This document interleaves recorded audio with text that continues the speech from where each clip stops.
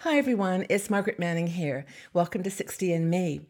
Hope you're doing great today wherever you are in the world. It's a beautiful sunny day here today. It's actually quite warm, but summer is here, and I'm going to talk a bit about that later on. But hope that whatever you're doing is something special for yourself today. Whether you're spending it with friends or family or by yourself, just make it special for you. And I want to thank our sponsor, Puritan's Pride. Now, we have a big interest here in 60 and Me in being healthy and strong in our 60s, and you can check out the Puritan's Pride website to learn about how the right nutrition can really help you make the most of life in your 60s. So thank you to Puritan's Pride.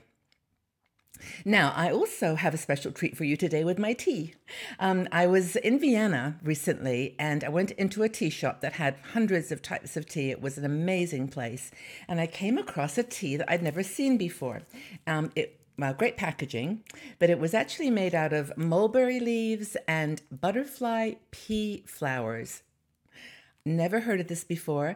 Now, mulberry leaves I've heard of, but mulberry tea is very good apparently for all kinds of things, for blood pressure, cholesterol. It's one of those things that, like most teas, has some benefit to our body. But I'd never heard of butterfly pea tea or butterfly pea flowers, which are added to this tea. You can see them there. And what's really cool about this tea is something that you may not have expected. And I think it's become a bit of a hit now in the States, this tea, because it's so unusual. But basically what you do is you take a little bit of this tea. I put it in a clear glass here so that you can see what I'm going to do. I've got a little tea maker thingy that will help me to keep the tea leaves out. And I'm going to just pour into this glass some hot water. And I'm going to just do it down here so I don't spill it. I'm pouring. And I'm just got a little bit of water because I want to show you what happens to this tea as it goes. Can you see the color? I'm just going to leave it for a couple more minutes. It turns blue. It's a really, really interesting tea. Now, there's actually, the hibiscus plant also does this. When I was in Bali, I put a hibiscus flower into some water thinking I'd make a tea, and it turned black or deep, deep blue. And I thought, oh, that's interesting. So apparently this butterfly pea does the same thing. So I'm going to take this out of here and show you the blue tea. Okay, so there's the blue tea. Can you see? I'll try to put it. Gosh, for me, it looks so turquoise, and I know that I'm having trouble with you seeing it as blue. It's blue. Trust me, it's blue. But what's interesting is what happens when you add something to this tea. It actually adjusts to the pH balance of the juice or water, whatever you put in there. So if I add some lemon to this beautiful blue tea, what's going to happen? Ta-da! Right, so I'm putting my lemon in here. And if you can see what's happening, oh, I hope you can see this. It's turning purple. Can you see? All right, so I'm going to just have to ask you to trust me here because I'm seeing in my camera that it's not showing. Maybe it is, and I'm just not seeing it. Purple. It's now purple. And of course, the lemon makes it smell delicious. But anyway, it's gone from blue to purple just with a bit of lemon being added. I'm going to try other things and see what happens. But apparently, if you add certain kinds of other liquids and juices, it changes color. So isn't that cool? So now I have a purple drink. Anyway, mulberry leaves and butterfly pea flowers. Which I think is a really cool cup of tea and is apparently good for you too. So that's it's been used in Chinese medicines and from Thailand in different recipes for ages. So it's well known over there, but not for us. Experimenting with tea with Margaret. It's all good fun. So anyway, let's talk about summer because summer is about iced tea and this would make a great iced tea. Could you imagine a picture of beautiful purple iced tea? Yes, that would be great. But anyway, one of our bloggers, Jenny McReynolds, wrote an article about summer. And I think it's a cool article because it really talks about what do you do between Memorial Day, this is in the States and European countries, of course, and Labor Day. What do you do? So Jenny's got some ideas to make this a meaningful time for you. The first thing is to do something that you've been putting off. It can be scary, it can be adventurous, it can be tedious, it can be anything, but it's basically do something that you have been putting off. I'll wait till the summer. I'll wait till it's warmer. I'll wait until that. And so make it a priority, whatever it is. I mean, maybe you wanted to always take a trip by yourself. Do it. Go. Make that your thing that you're, stop putting it off and just go. It doesn't have to be far. Just do a trip by yourself. Be realistic, set a plan. Like, don't, if you say, I'm going to clean the garage, don't try to do it in one day. Summer is 3 months, 4 months. You can have time to plan it and do it properly and make it fun, make it relaxing.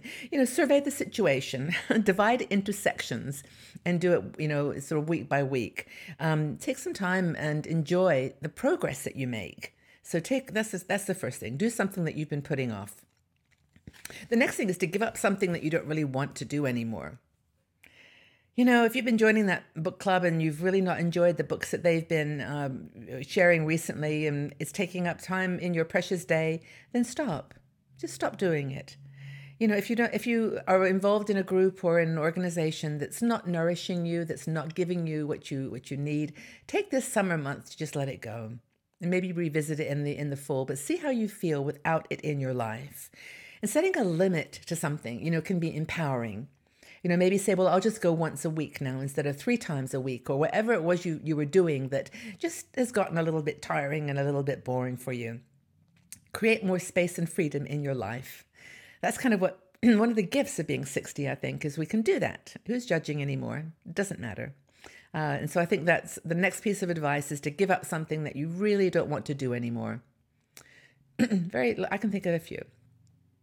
The next one is to do something that scares you. All right. I'm not talking about jumping off a cliff into the water or, doing something that is terrifying to you. But maybe it's just something you've just been frightened of, like sending your novel to a potential agent or your writing. Stepping up and saying that you want to do something, for someone else. Make a suggestion, to someone that you've been afraid to suggest. Just consider a list of activities that you really have been a little bit afraid to do and just do them. You're braver than you think. Jenny reminds us, and I think that that's a really, really true statement. We think about all the stuff you have done in your life that scared you and you did it and it was okay. So I think that's another thing to do this summer, is do something that scares you. Well, what if you couldn't fail? Just do it. Another thing that Jenny suggests, and I actually do like this one, is give up something that bores you. Why keep doing things that are boring? I mean, I had a quote once that someone gave me on a fridge magnet, and it says something like, "Don't fear getting old, fear getting boring." And I think that's so true. We get into grooves. We do things that, just we've always done. And if you don't want to go to the reunions this year, don't go. If you don't want to go to that, July 4th parade that you've always gone to, don't go. It's just, you don't have to do anything for anyone else anymore. This is your time. I mean, of course, there's lots of things that you need to do because they're family obligations, or, you really feel personally that you owe it to someone. But if you can do something, you can cut something out that bores you, cut it out. Do something that excites you. Maybe you can share below in the comment section what excites you this summer. What are you going to do? Pay more attention to yourself, Jenny says. You're number one. Right now you are. You're number one. Everyone else is doing their thing, taking care of their own lives. Take care of yours. So I think that the way that she sums this article up, it's a fun article, is just simply to define exactly who you are. And then love that person unconditionally. Warts and all, flaws and all. Just identify who it is that you are and then love that person conditionally. Take a photograph of yourself and look at it and just say, that's me. I love that person. Put it up on the fridge. It doesn't matter what you look like anymore. Honestly, it's the smile, it's the inner glow that you should be looking for. Make self-love a goal for this summer for you, says Jenny. Why not? It's a good goal. Make self-love. Love who you are. Stop being hard on yourself, beating yourself up for mistakes or things you've done in the past or things you have decided not to do or you couldn't do or you don't want to do. Just accept who you are, right as you are, right now. So clean, clarify, simplify. That's the mantra.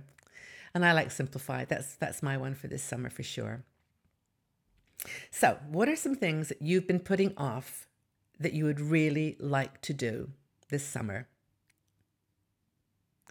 Leave your comments in the section below. Let's have a chat. I really would like to know what you've been thinking about. What are some things you've been putting off that you really want to do this summer? Let's have a conversation. So thanks again for being here, everyone. Please tell your friends about 60andMe. We love to have more women here. The more sisters over 60, the better. And share with us what you're going to be spending time doing this summer. Thanks again for being here, everyone. Look forward to seeing you all again soon. Bye-bye for now.